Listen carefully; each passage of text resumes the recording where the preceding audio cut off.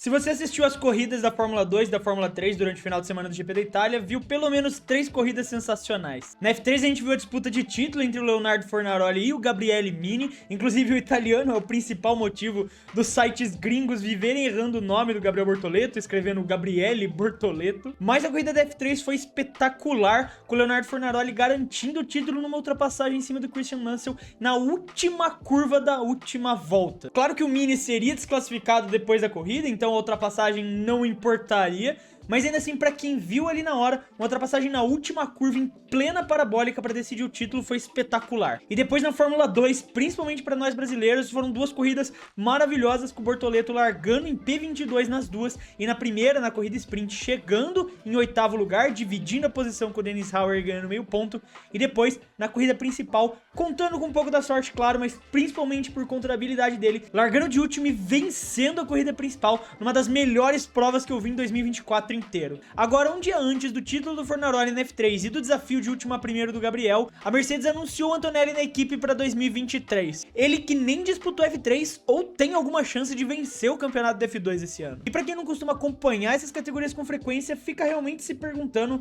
como que um piloto consegue já chegar na F1 passando tão pouco tempo nelas. Ou até mesmo fica difícil de entender para que elas servem, se muitas vezes os campeões não conseguem subir para a Fórmula 1, enquanto vários pilotos que nem chegam perto de vencer conseguem chegar na categoria. O próprio Antonelli, quando a gente olha o histórico da academia da Mercedes, subiu de forma muito prematura, comparado ao próprio George Russell, que precisou vencer os títulos da F3 e da F2 de forma consecutiva para subir para F1, assim como outros pilotos como Leclerc e Piastri também precisaram fazer antes de ter sua chance na categoria. Isso não é um caso isolado, porque você pode até usar o argumento de que com o Antonelli, a Mercedes queria colocar ele na F1 desde a época de kart, então pularam essas etapas, mas o Oliver Behrman, que vai estar na F1 ano que vem também, não venceu o F3 e atualmente está em 13º lugar na F2 no seu segundo ano na categoria. O Jack Durham também passou 2 anos na F2 e o seu melhor resultado foi um 3º lugar em 2023, então em 2024 inteiro passou na reserva da Alpine até conseguir sua vaga em 2025.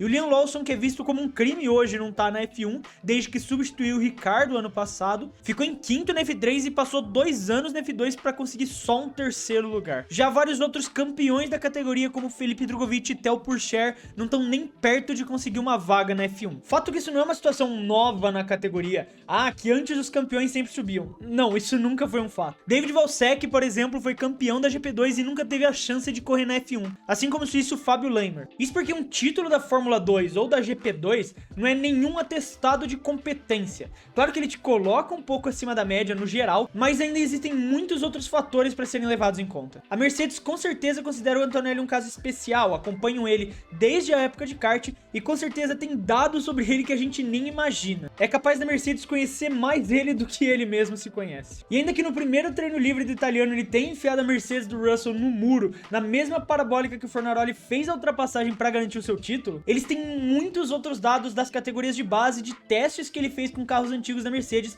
para ter a segurança da decisão que estão tomando de que é o momento certo para colocar ele na F1. E até mesmo o Bortoleto concorda com essa decisão da Mercedes. Eu acho que o Kimi merece estar na F1, para ser honesto. Ele é muito jovem e acabou de fazer 18 anos, com muita pressão nos ombros, com muitas pessoas fazendo esse hype em volta dele, não é fácil performar nessas circunstâncias. As equipes de F1 têm muito mais habilidade para analisar dados e performance dos pilotos do que os fãs. Obviamente os fãs não têm os nossos dados. E muito dessa falta de pilotos campeões da Fórmula 2 subindo para F1 acontece principalmente por 2 motivos. Primeiro, algo que as pessoas costumam achar errado com muita frequência: os carros da F2 e da Fórmula 3 não são iguais. Hoje é impossível você ser campeão da Fórmula 2, por exemplo, pilotando uma Trident, uma VAR ou uma Dams. Podem rolar eventuais pódios ou vitórias, como costuma acontecer, porque os carros são bem mais próximos do que na F1 ainda, mas é quase impossível você manter a mesma consistência do que se você estiver correndo em uma Invicta ou MP hoje, que são equipes muito mais consistentes. 2024 foi o primeiro ano do novo regulamento da F2,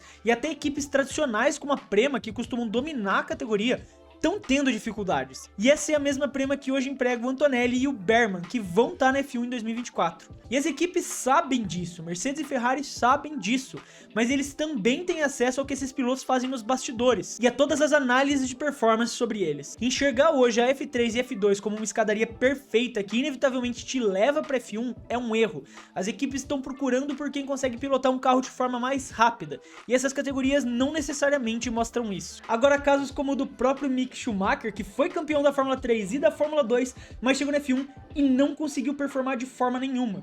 O título dessas categorias não é um indicativo de que você vai ser um grande piloto na categoria. E agora a segunda questão que pega pra entrar na F1 e sempre vai ser um problema na categoria é a questão de timing. Eles foram campeões, eles merecem uma vaga na F1, mas a oportunidade nunca veio pra eles. O Bortoleto é um bom exemplo disso, sendo campeão da Fórmula 3 e da Fórmula 2 em sequência, mostrando todo o seu talento e potencial no mesmo ano em que a Sauber tá buscando uma nova opção pro seu segundo assento. O Oscar Piastri, que fez essa mesma sequência, precisou esperar um ano até conseguir encontrar sua vaga na F1. E quando a gente pega outros exemplos, como o do Lawson, ele não encontrou tanto sucesso nas categorias de base e foi colocado na Super Fórmula japonesa, e estava praticamente descartado de uma chance na F1. Até que aconteceu o acidente do Ricciardo no GP da Holanda, e a Red Bull precisou com urgência colocar um piloto no lugar dele por algumas corridas, enquanto ele recuperava o pulso. Então chamaram o Liam para fazer essa função. E agora o piloto que terminou em terceiro na Fórmula 2 e estava praticamente esquecido, é de forma unânime alguém que precisa estar na F1 ano que vem. Ele não era bem visto na sua posição, mas o timing exato para conseguir se provar salvou a sua carreira. As atuações do Berman nos treinos livres da Haas em 2023 e 2024, andando próximo dos pilotos da equipe, fortaleceram o seu caso, e a Mercedes acompanha o Kimi destruindo a concorrência em todos os campeonatos que ele passa desde o kart. A passagem pela F3 e F2 nesses casos acaba sendo mais uma forma dos pilotos conseguirem os pontos suficientes na superlicença. Claro que também serve como uma plataforma para você elevar nomes, como o próprio caso do Bortoleto, que se não fosse a campanha vitoriosa dele na época de Fórmula 3, ele não teria conseguido essa vaga na academia da McLaren em primeiro lugar. Então não é também como se a F3 e F2 fosse um campeonato para você descartar e jogar fora. Mas as equipes têm muito mais acesso a dados e informações dos bastidores do que só a gente que consegue analisar os resultados que eles terminam nessas categorias. Um fato é que a F2 sempre vai produzir muito mais talentos do que a F1 é capaz de receber. São só 20 vagas na F1 e geralmente uma ou duas se abrem para os mais de 50 pilotos que passam nas duas categorias de base em uma temporada. É impossível colocar todo mundo que tem qualidade, por isso as equipes vão dar prioridade para aqueles que eles têm conhecimento do histórico do piloto, da mentalidade, como ele age sob pressão e como se comporta com o carro de Fórmula 1, para bancar o argumento de que ele merece estar na F1 em primeiro lugar, do que só se basear em ele foi campeão da F2. Mas é tal, porque campeões das categorias de base nem sempre conseguem vaga na Fórmula 1. Eu quero saber a sua opinião, então não esquece de deixar ela aí nos comentários. Se você gostou do vídeo e quiser ajudar o clube, você pode fazer isso se inscrevendo no canal. E também você pode ajudar o clube se tornando membro do canal, clicando no botão aqui embaixo, seja membro. É uma forma simbólica de ajudar aqui o Clube da F1, mas que também permite a gente poder continuar produzindo esses vídeos pra vocês. E se você quiser camisas lindas como essa daqui, você pode conseguir elas na loja Auto Fórmula, usando o cupom Clube da F1, que tá aqui aparecendo na tela pra você, que te dá 15% de desconto em qualquer compra na loja. Todas as informações para você conseguir o desconto na sua camisa ou em qualquer colecionável de F1 que você queira vão estar no comentário fixado aqui embaixo no vídeo. Um abraço para quem ficou até aqui e até o próximo vídeo.